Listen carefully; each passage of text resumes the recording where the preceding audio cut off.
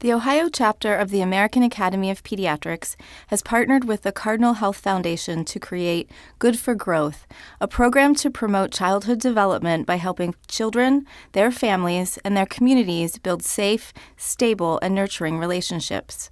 As part of this ongoing partnership, leaders within the chapter are providing Talk with a Doc presentations for both the Cardinal Health community and beyond. Previous Talk with a Doc presentations have been given by Dr. Robert Murray and Dr. Andy Garner and have focused on topics such as the parent-child relationship, relationship-based discipline, and stress in the brain. My name is Dr. Rebecca Baum, and today I'll be talking with you about ways to approach challenging behavior in young children. For our objectives today, we'll begin by getting a better sense of what we mean when we talk about behavior problems, what's normal, and what might be cause for concern. We'll then discuss reasons behind challenging behavior. While it can sometimes be tempting to think that children are acting like this on purpose just to make me mad, we'll learn that behavior often serves a function for the child and can be an important clue in helping us understand what they really need. We'll also talk through a number of different ways that we might want to address challenging behavior, both in terms of encouraging behavior that we like and also how to manage challenging behavior when it happens.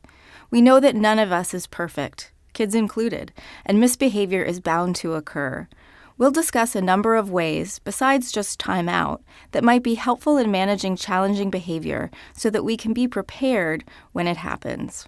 One of the most important points to discuss today is that behavior problems are normal, especially in younger children like toddlers and preschoolers. Think of a tantrum, for example, as part of the learning process in which a toddler learns to manage big feelings like anger and frustration. Many of us aren't good at things the first time we try them, and we need practice. Imagine, too, being a toddler or a preschooler without the communication skills to let people know how you really feel. Tantrums are a good example of the need for practice. With time, experience, and maturity, most toddlers learn that temper tantrums aren't the most effective way to manage those intense feelings. Our job as parents is to figure out how to help them get there, and we are not perfect either. This process often involves some trial and error on our part, too, as we figure out what things work best for us as parents and are the best fit for our child's personality. This often means that we get a lot of advice from others, maybe our parents, relatives, friends, and sometimes even well-meaning strangers. It can be frustrating and stressful for parents when they're managing these types of problems, and parents need to remember to take care of themselves, including being able to take a break or asking for help when things are tough. If you've listened to previous Talk with a Doc presentations, you've probably heard about the role stress can play in child development.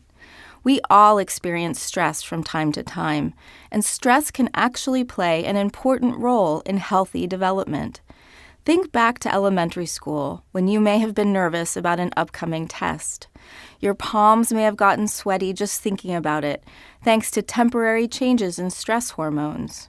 But you used your nerves in a positive way to make sure you were prepared. The test came and went, and hopefully you even got a good grade. You experience a sense of achievement, and you may even feel less nervous next time. That's an example of a positive stress. Sometimes stress can be more serious than an upcoming test, like perhaps a serious illness in a family member. The stress response still occurs, but other supports are in place to help you cope while your relative recovers. And lastly, sometimes stressors are serious, prolonged, and without those protective supports. This type of stress can be toxic, actually leading to changes in the brain and ultimately our behavior. It's important to remember that nurturing and supportive relationships serve as an important buffer for this type of stress, so we can think of parenting as playing a key role in reducing the effects of toxic stress and even in helping children successfully cope with positive and tolerable stress. Just as positive stress can change our brain's structure, so can other forms of stress. Research has shown that toxic stress, stress that is severe, prolonged, and not buffered by protective factors, can lead to fewer connections between nerve cells and between different parts of the brain. This slide shows two different pictures of nerve cells. The picture on the left, in blue, shows a healthy nerve cell with a number of branches that connect with other nerve cells, allowing for a rapid flow of information across the brain. The picture on the right, in green, shows how a nerve cell might look when it's been exposed to toxic stress, with fewer branches and connections. Ultimately, these types of changes can also affect our emotions and our behavior. These research findings help us understand what might be happening at the brain cell level when toxic stress occurs, but also help us realize the important role of parenting and relationships at preventing these types of brain changes from happening. As we turn our attention back to what's happening in the lives of children, let's discuss the different types of behavior problems that we might see in young children. We tend to think about these types of problems in two main categories. Externalizing behaviors are usually easily seen by others, things like tantrums, aggression, and oppositional behavior. Problems with hyperactive or impulsive behavior may be seen in children with attention deficit hyperactivity disorder, or ADHD.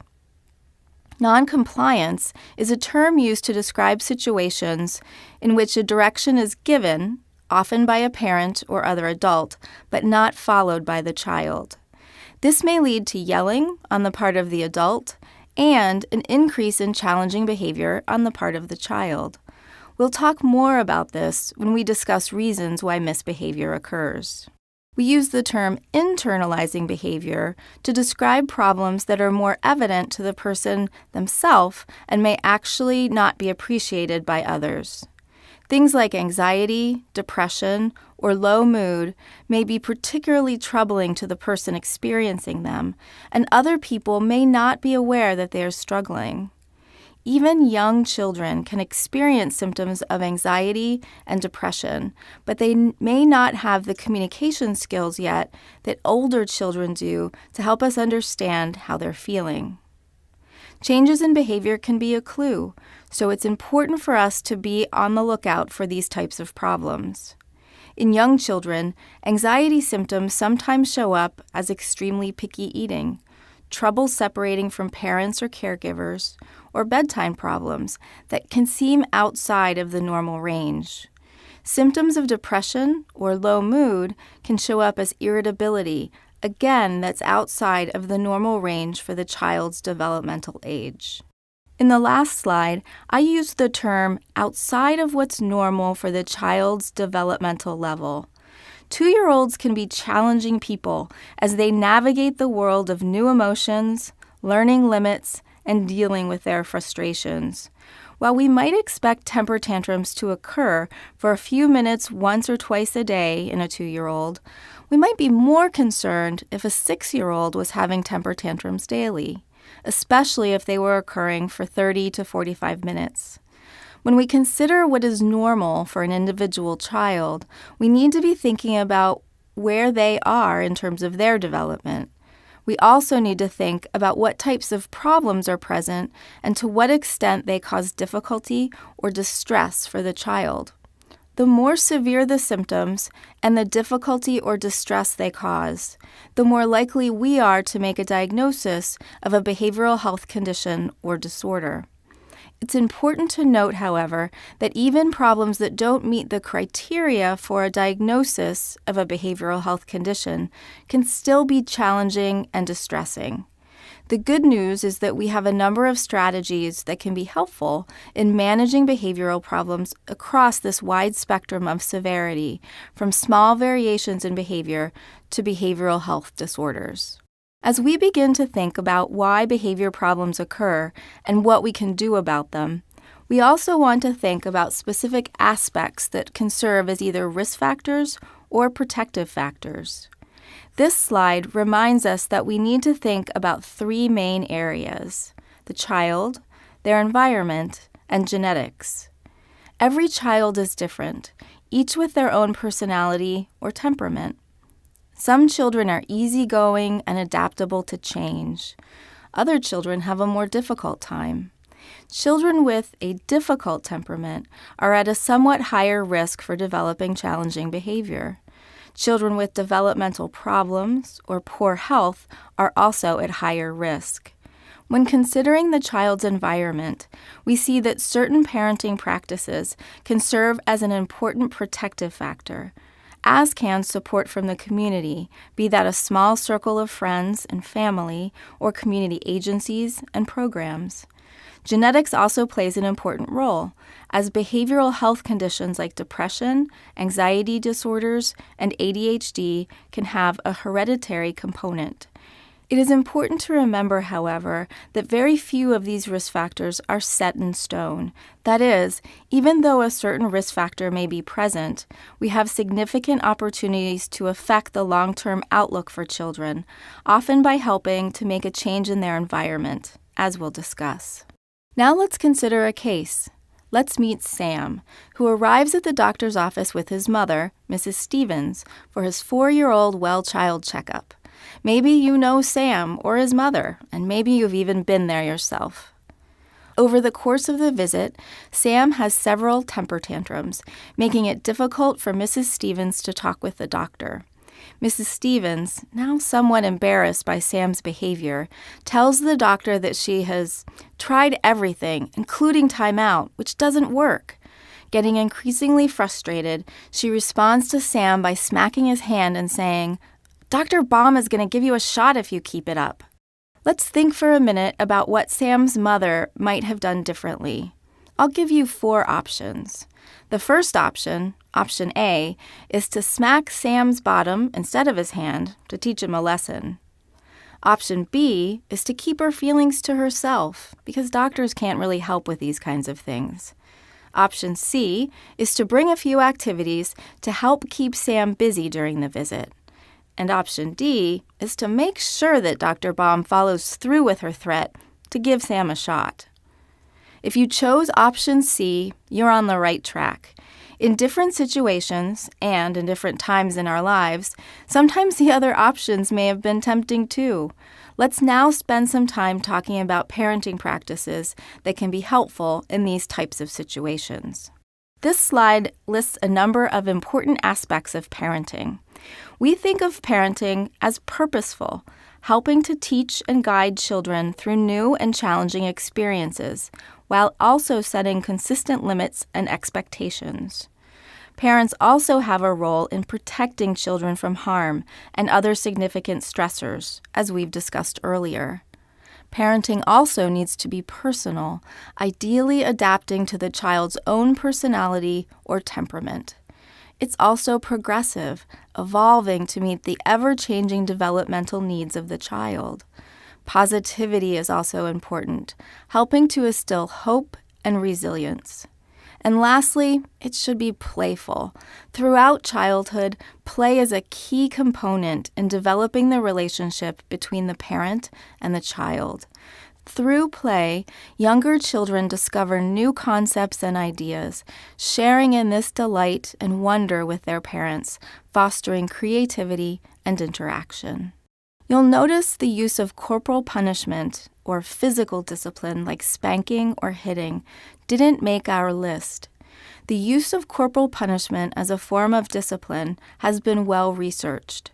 Evidence suggests that children disciplined in this manner are more likely to show aggressive behavior, and that any perceived short-term benefits are outweighed by likely harmful effects. Because of the potential for negative consequences, many professional organizations have advised against its use. So, a fair question at this point would be, but if I don't use spanking as a form of discipline, what should I do? For the remainder of our talk, we'll cover these 3 areas in more detail: understanding why misbehavior occurs, reviewing strategies and setting goals, and making a plan. This slide shows a number of different reasons why misbehavior can occur. Remember our discussion earlier about the importance of the environment. You'll notice that a lot of these reasons have to do with environmental factors that we can change or modify. In a moment, we'll review some videos that highlight accidental rewards, escalation, and emotional messages. Let's talk through a few of the other factors. Ignoring desirable behavior is an important one. Often, it's easiest as parents to give attention to negative behavior, and we may forget to attend to or praise our children when positive behavior is occurring. We might think of behavior as being like a garden, where everything we pay attention to or fertilize and water grows, and things that we ignore fade away. Modeling can also lead to misbehavior. Consider behaviors like yelling or using inappropriate language. When children see these types of behaviors in other adults, it can be difficult for them to appreciate that these types of behaviors are not acceptable. Vague instructions is an important one to consider as well, especially if parents are having trouble with children following through with requests. It's difficult for children to follow directions that they don't understand, so giving clear instructions is important if we want children to follow them. Same with ineffective discipline. Children quickly realize when we issue empty threats that we can't follow through with. Sometimes parents can also be inconsistent in their use of discipline, ignoring bad behavior one minute, yet reacting strongly the next. This can make it difficult for children to understand what's expected of them or feel a sense of control in their environment. And lastly, we again see the importance of stress. Children can sense parental stress, which can lead to challenging behavior, and children themselves might engage in challenging behavior when they are feeling stressed. This video shows us an example of accidental rewards. Let's watch. Mom, can I have a piece of candy? No, you've already had a bunch of candy today. Please, Mom. No, Please. I said no. Mom, When I say no, I mean no. Please. All right, fine. Look, just one more and then that's it. Do you hear me? Yes. Here you can see how parents might accidentally reward misbehavior by giving in. In this example, this child has learned that if he whines and asks a few times, he'll ultimately get what he wants. He's likely to repeat this behavior next time, hoping for the same result. This video shows an example of both the escalation trap and emotional messages. Listen closely for how things escalate from a simple request to a shouting match. Also, listen for the justifications given for why the child should follow through with his mother's requests, and see if you think they're convincing. Off. Alex, did you hear me? I said turn the TV off. Oh, what? I said turn the television off. I didn't hear you. Well, it doesn't matter. Turn it off. Mom, look, it's almost over. I don't care if it's almost over. I said turn it off. No, you don't ever let me do what I want to do. What are you talking about? This whole day's been all about what you wanted to do. No, it hasn't. It's been all about you. Ugh, all about me? Give me a break. Now look, turn it off now. Nuh-uh. You know what? I don't. Go to your room. Not a chance. That's it. Go to your room now. No. So, there you can see how the parent and the child each upped the ante when they responded to each other. Also, while the parent may have been thinking all of those things about their day, it doesn't help much to verbalize them. It certainly didn't change the child's behavior and instead helped to escalate the situation. Let's use this information to revisit the case of Sam. If you remember, Sam was having a difficult time at the doctor's office. Mrs. Stevens shares some additional information about Sam's tantrums. She explains that Sam often acts out when she tells him no or when she's busy doing things. She finds his tantrums and aggressive behavior particularly troubling and difficult to manage. She feels like she tells him no all the time. She also notes that she and her boyfriend each have different parenting styles. She often yells and threatens, but then tends to give in. Her boyfriend yells and raises a hand to Sam when he engages in misbehavior. At this point, it's helpful to consider what types of things might be contributing to Sam's misbehavior. His mother has already identified some important triggers. Sam seems to have a hard time when his mother sets limits. This may be because Sam is getting a different message about expectations and discipline from his mother and from her boyfriend. Sam may also be acting out for attention, but unfortunately, he's mostly getting negative attention by engaging in this type of behavior. Remember what we said earlier about behavior often serving a function. Sam might be trying to get his mom's attention when she's busy doing other things, but tantruming is likely not the best way to go about it. Sam's mother also notes that she has a hard time following through, so Sam may have learned that he doesn't really need to follow directions because he'll eventually get his way. It's important to note that our goal here is not to blame parents. Usually they're doing the very best job that they can. Thinking about the reasons behind misbehavior is important in helping us figure out what to do about it. As we think about addressing behavior problems, there are two key components to discuss. Ideally, we want to be focusing most of our attention to promote healthy development. That is, preventing behavior problems from occurring. But of course, we also need to have strategies ready to address misbehavior when it occurs. This slide lists a number of ways to promote healthy development. Specific categories include developing positive relationships, encouraging desirable behavior, and teaching new skills and behavior. In our example with Sam, his mother may want to carve out a few extra minutes for some quality time together, which may decrease his use of tantrums to get her attention. We also see here how using descriptive praise, telling children exactly what we like about their behavior, can be used to encourage desirable behavior.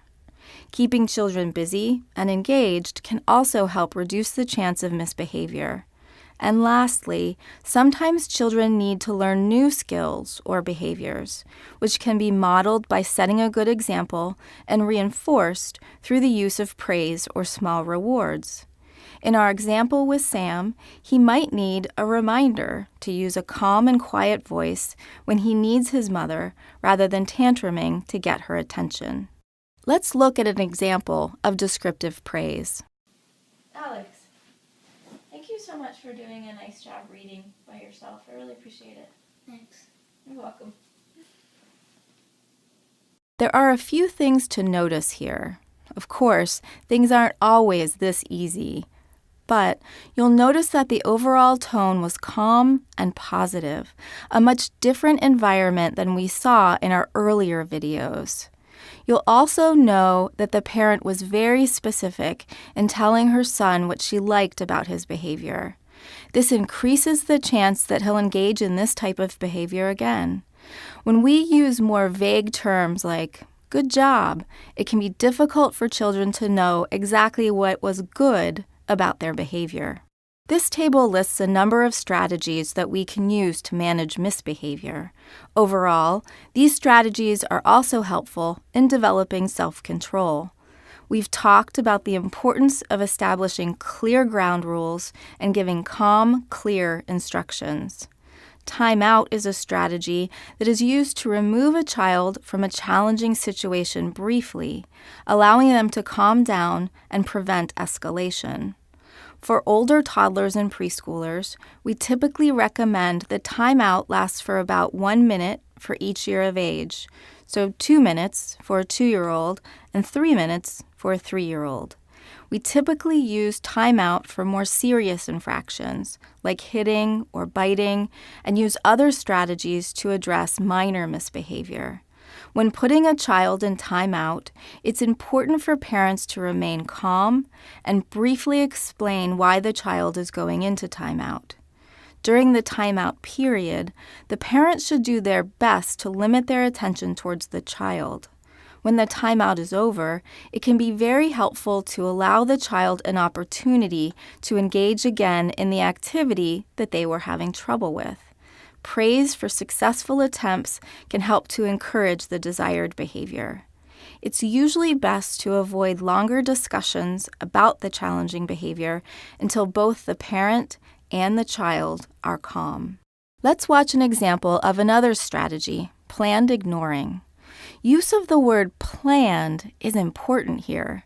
With this strategy, we're being very thoughtful about ignoring minor misbehavior, and we're making sure that we instead pay attention to desirable behavior. So, we're not just ignoring behavior, but planfully ignoring behavior that we don't want to see and paying special attention to behavior that we like. Can I have a piece of candy? No, you've already had a lot of candy today. Please? Alex, no more candy right now. Please. This is only my second piece. Alex, I've said no, so Please. we're going to be done until Please, Mom. it's time for a snack. I've only had one piece today. Mom, please. Please, Mom. Mom, please. We'll talk later when it's time for snack. Okay. You'll also see in this fictional example that planned ignoring isn't always easy. The parent was trying hard to ignore the child's whining, but it was somewhat tough. The parent did stay calm, which helped to avoid escalation. In this example, the parent could also have walked away to create some physical separation, which might have helped. You can also see that planned ignoring might be hard when parents are feeling stressed or guilty, but it's one of our most useful strategies for reducing behaviors such as whining, making faces, or pestering. It's important as an observer to help support parents who are using planned ignoring, and as a parent to stay the course. Here's an example of logical consequences, another strategy for managing misbehavior. Let's look at this first example. Hey, I thought I told you to stop tossing the iPad around. Mm-hmm. Yes, I did. Look, it's an expensive piece of equipment. If you keep playing with it like that, then... What did it do? There's no scratches, no nothing. Yeah, I don't care. What I said is, look, I buy you all these expensive things, and you just mistreat it. Come on, it's done. Mom. You can see a few of the reasons behind misbehavior here: emotional messages and the escalation trap. Now, let's look at the second example. Hey, Alex, I asked you not to be treating the iPad that way because it's an expensive piece of equipment. Yeah, I did. And since I've had to ask you a couple times now, the iPad needs to go away for 5 minutes. So I'm going to put it up on the shelf. You can have it when we're done. Thanks. In this example, the parent was able to stay calm. She had given a clear instruction, which her son didn't follow. Because of that, she implemented a consequence that fit with the misbehavior. Because he wasn't using the tablet appropriately, she took it away for a short time. This is a consequence that is reasonable, meaningful, and also something that the parent can follow through with. Let's take a look at what we've learned and think about how we might advise Sam's family. Our options are: A, thinking about ways that Sam and his mother can spend more quality time together. B, using calm and clear instructions to help Sam understand directions, thereby improving follow-through and avoiding escalation. C, setting a good example, making sure that Sam's mother and her boyfriend try to avoid yelling when possible. Or D, all of the above. If you pick D, then you've been paying attention. All of these strategies will likely be helpful in reducing challenging behavior. Remember our 3 steps in making it happen. We've now considered reasons why Sam's behavior might be happening. We've identified some strategies that might be helpful and identified target behaviors. So let's make a plan. Mrs. Stevens decides that she wants to work first on reducing Sam's tantrums. She decides to work on using descriptive praise, planned ignoring, and logical consequences. She plans to try those strategies for 2 weeks, then check back in with Dr. Baum. She also shared this information with her boyfriend so that they can both try to be on the same page and support each other when things are difficult. This piece is important. Changing our behavior is hard, both for kids as well as for parents. Mrs. Stevens will likely need some support as she works on changing some of her parenting practices. Support might come from her boyfriend, friends, or relatives, and also from Sam's doctor. Although we've put a plan in place, there might be things that need to be changed or fine-tuned. Following up with Sam's doctor by phone in 2 weeks, plus scheduling a visit in 1 month, provides some additional support and opportunity to change gears if needed. There's one more piece of information that we might want to share with Sam's mother before we send her on her way. When we first implement planned ignoring, sometimes the behavior will increase for a short time. This is called the extinction burst.